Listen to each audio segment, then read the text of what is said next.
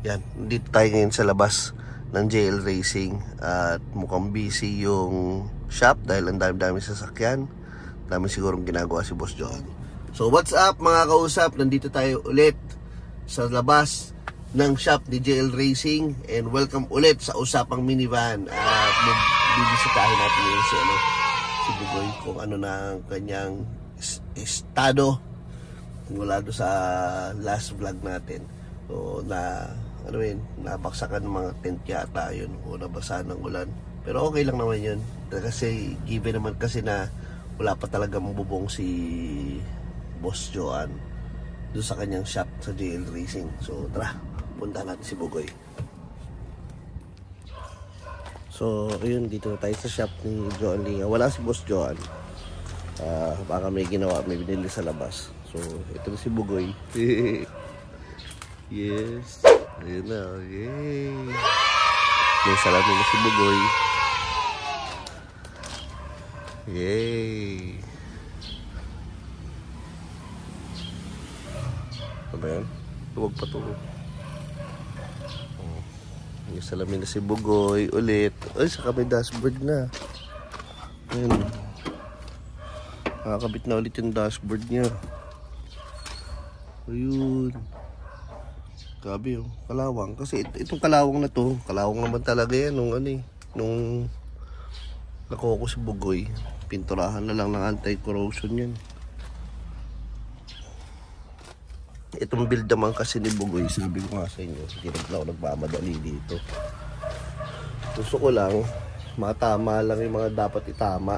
Yung mga wiring, yung mga linya ng aircon, yung mga duktungan ng kaha. Ayan o, ito ako naglihan ito.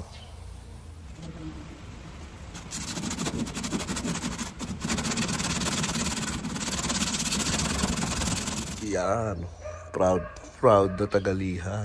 Yeah.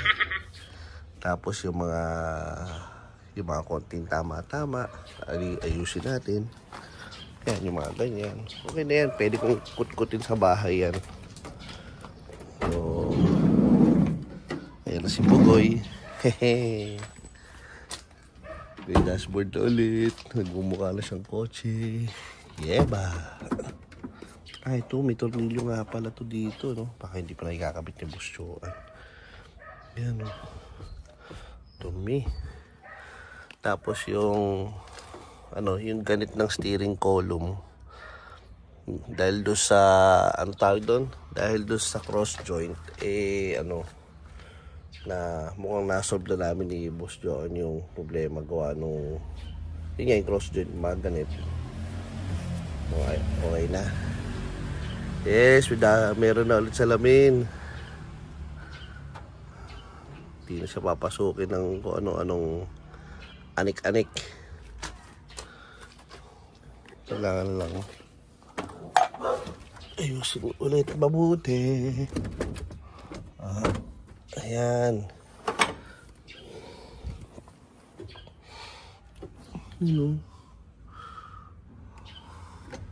Hindi pa kasi nakatornilyo.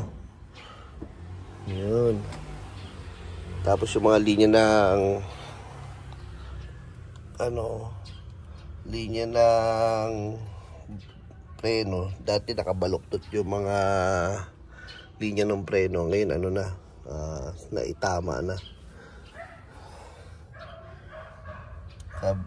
Ginawa ni Boss Joan dyan sa linya ng preno na yan.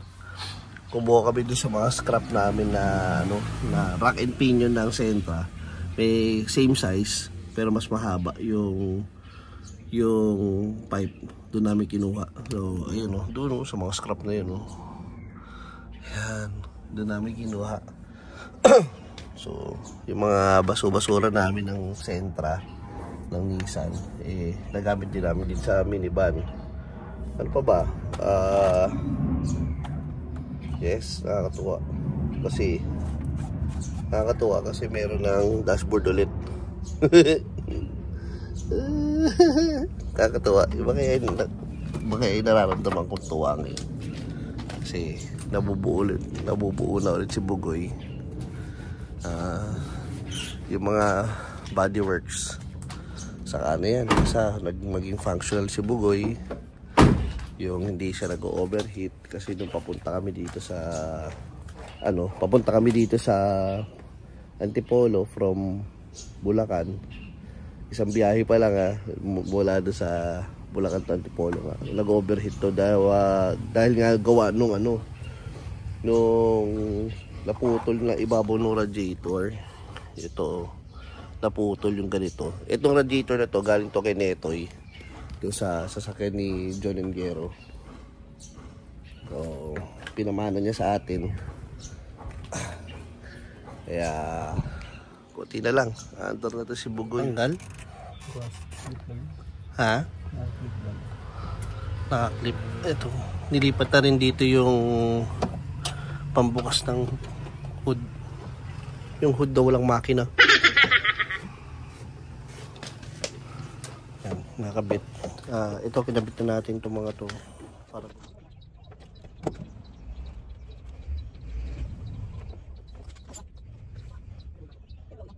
para gumana yung mga door locks. Ito rin yung sa handbrake, kaya pala nakailaw yung brake light do sa sa gauge. Tapos ang sinusolve ni Boss Joe ngayon is yung trigger ng AGS, kung paano gagawin. Iniisip namin kung yung mga marurunong nga dyan, pwede kayo comment. Yung trigger ba ng AGS nandun sa nandito o nandito sa door lock? Yun ang hinahanap namin ngayon, kung pwedeng pagpalitin para yung hindi na tayo laging magbubukas ng pinto ng passenger side para lang mag-prime yung AGS oil. So dito na lang lagi sa mismong driver side natin dito, para hindi na laging bubuksan pa doon tapos lipat pa dito. O napansin ko pala yun lang ang pinto na mayroong susian. Later on lipat na lang natin yun. Lipat natin yung battery na. Okay na? Kapit na battery? Kapit na. Uy, ang dami ito na, mag-on na kami ng kabit ko na yung battery. Jo, maganda ka ng tubig. Ito na. Run.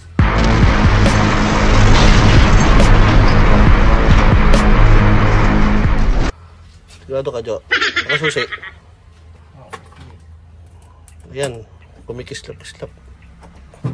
Yan. Ha? Umilaw?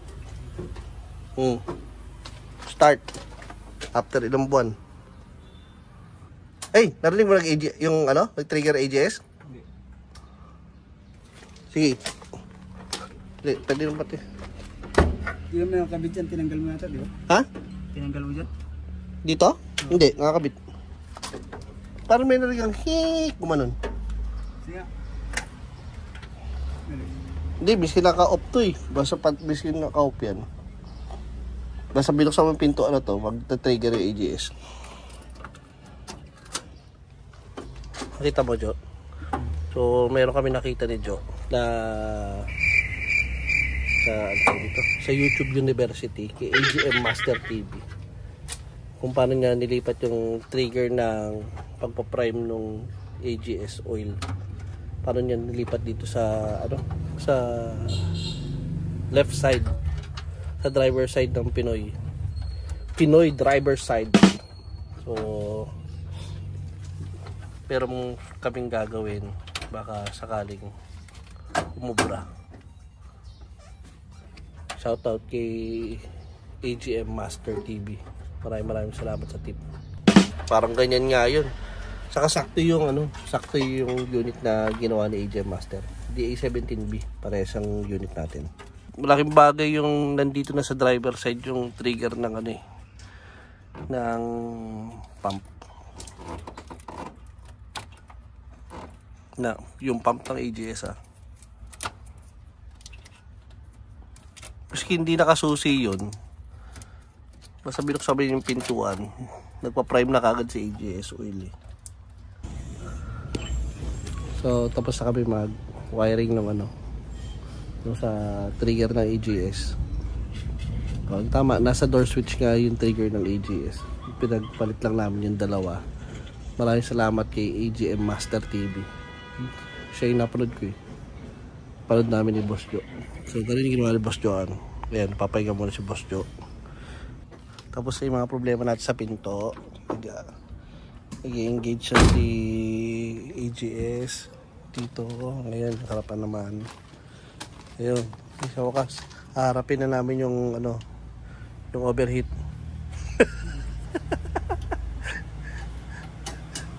Dinala namin dito sa akin, overheat lang problema eh, no? Nauwi sa kalas-kalas.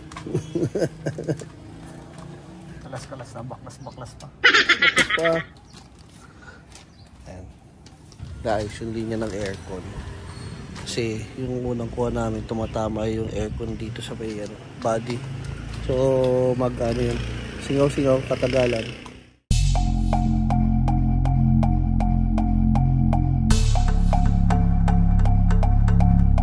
Ayan, meron akong tanong. Ayan, nanonood naman si John Engero.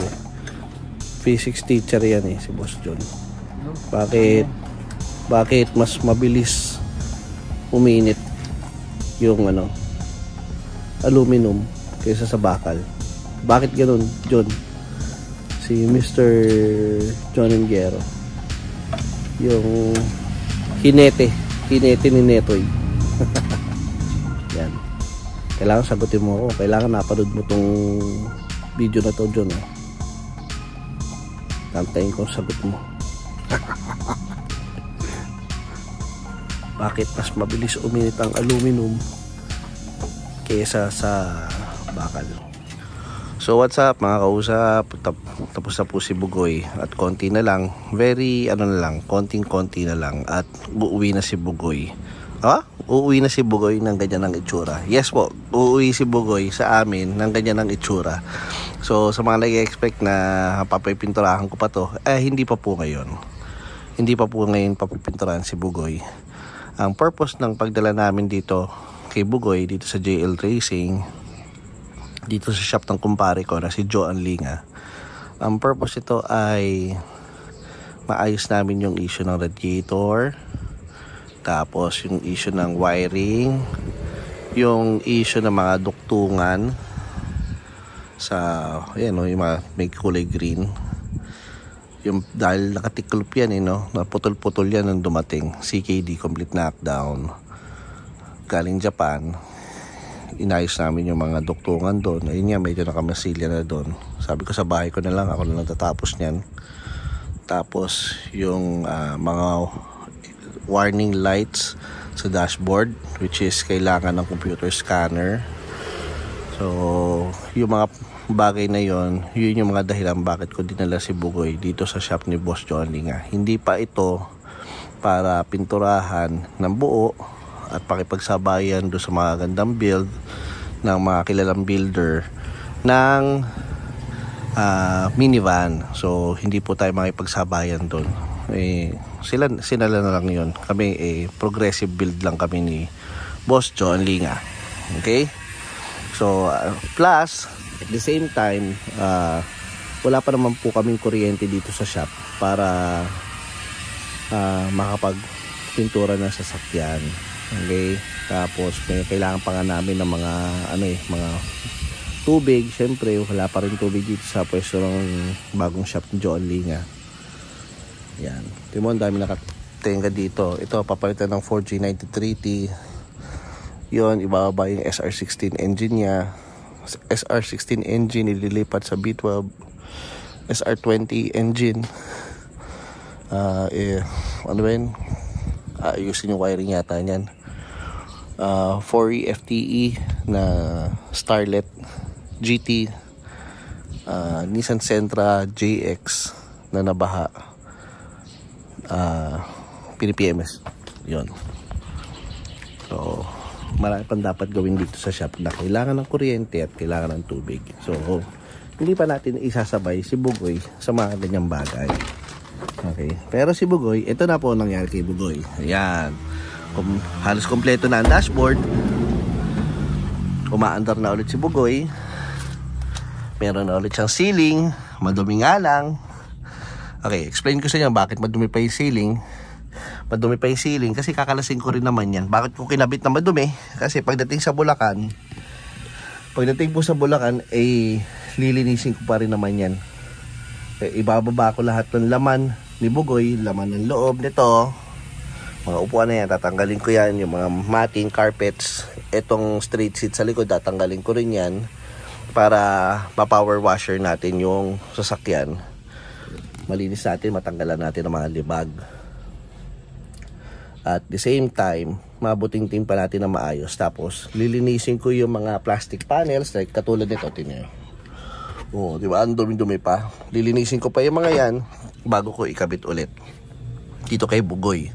So, progressive build lang tayo. Hindi natin kailangan makipagsabayan. Again, hindi po namin kailangan makipagsabayan sa magagaling na builders natin dyan ng minivan. Kami po ay unti-unti lamang ini-enjoy yung pag-build kay Bugoy.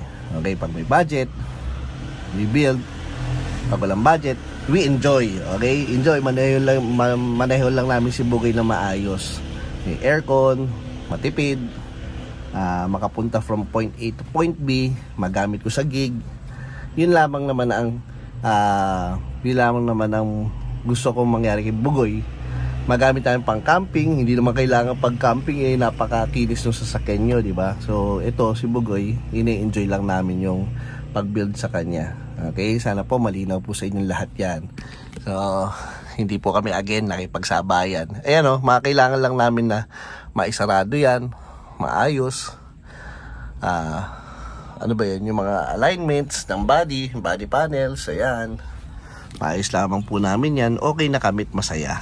Ayan. Ito po si Bugoy, DA17B na Suzuki Every. Hindi po siya nagmamadali mabuo. Masaya si Bugoy na siya po ay i-enjoyin lamang naming pamilya. At unti-unti mabubuo. Yan. Ito yung mga pinto, napagpalit na po namin yan. Yung wiring harness ito galing po doon sa kabila. Yung wiring harness doon nailagay na namin din dito. Tapos yung door locks gumagana na rin. Okay na. Yung trigger ng AGS, dati kailangan mong buksan itong passenger side para mag-trigger yung AGS oil, mag-load doon sa AGS mismo bago mo ma-start. Ngayon ang trigger ng AGS na to dito sa side na to ay nailipat na namin doon sa driver side talaga ng ating minivan na si Bugoy. Ayan, galing no. Tapos yung mga yan, yung RBS, may kulang doon sa RBS hindi ko alam kung anong kulang, ba't hindi namin maisabit. May kulang doon sa RBS, pero yun, sana mapagana natin yung RBS na maayos. Kahit ganyan, didikit na lang natin yan unti-unti, hindi tayo nagmamadali, unti-unti. Okay, tapos start natin si Bugoy. Kaya si Boss John Lee nga, may pinuntahan po siya. Ayan, Bugoy, start natin. Ayan o. Ito yung prime. Okay, start. Naririnig yun, nag-start si Bugoy. Ang tahimik, no? Grabe, no? Sariwa rin ang makina ni Bugoy, no? Tahimik. Alex, ito. Paglabas ito, pa-aircon na natin ulit. Kasi ang lamig naman ng aircon ni Bugoy. Hindi lang siya umaabot sa likuran. Kailangan ko lagyan yata ng fan somewhere here. Pero gusto ko yung fan na ano, yung malaki, yung malapad. Ayoko ng bilog. Yung mga usual na nilalagay na fan. Ayoko sana nun, kung may ibang option. Yung parang itsura ng mga pan-dual aircon na mga, ang tawag dito, na mga UV Express, yung mga ano, mga FX ba yun? Yung mga naman FX yun, tagal na nun. So yun lang, patay na natin dahil wala pang tubig yung radiator. Yun. So yun lamang, update ko kayo kay Bugoy. Next time, sana yung next na update ko kay Bugoy ay doon na sa bahay namin sa shop, at doon natin lilinisin si Bugoy para mabuting-ting yan, katulad yan, no, yung flooring, di ba, mga kalawang. Manipis lang naman yung mga kalawang na yan, madaling tanggalin. Mapinturahan natin ng ng anti-corrosion siguro, or kung ano man, primer or ano. Wag lang ganyan kadulo si Bugoy. Gawin natin, no? So, yun lamang. Maraming salamat. God bless everyone. Again, hindi po kami nagmamadali sa pag-build kay Bugoy. Kami po ay ini-enjoy namin siya unti-unti. Yun. So, God bless everyone. Mahal ko po kayong lahat. Thank you very much.